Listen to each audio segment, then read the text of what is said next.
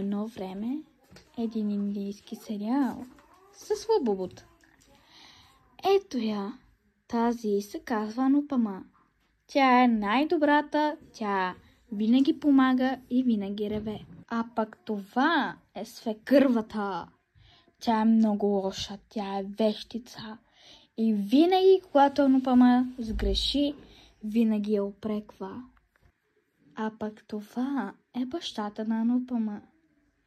Той е много добър и винаги я подкрепя, защото той винаги знае, че тя е права. Ето го и малкото и детенце.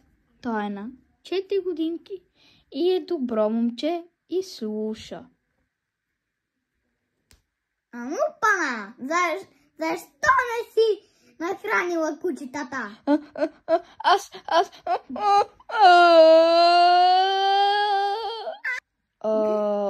Аз пръднах вчера.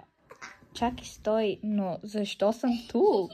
Мале, Анупама, пак е пръднал.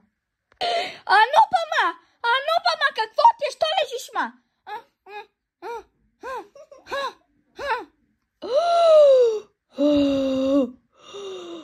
Анупама, ама какво ти?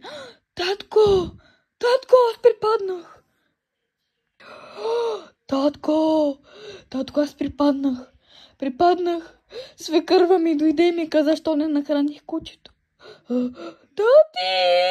Ах, леле, тази свекърва ти. Сега отивам и ще я оправя. Ах, мило моя, защо си се скарала на Анупа, мама? Защото тя ми каза, че съм прадня. Сега ще отиде и ще я оправя. Дидо, може ли пари за шведует? Добре, колко искаш? Само 3 лева? Да. Добре, изчакай. Сега ще ти дам.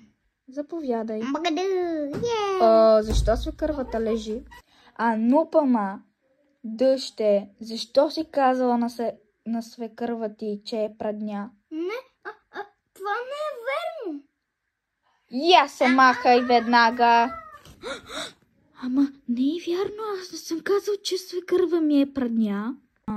Ако го е казала нарочно, за да може татко да ми се скара на мен, трябва да разбера.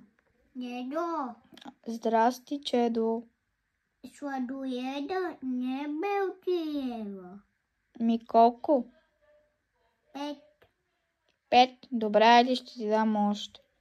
Заповядай. Чакай. Айде взимай и айде отивай.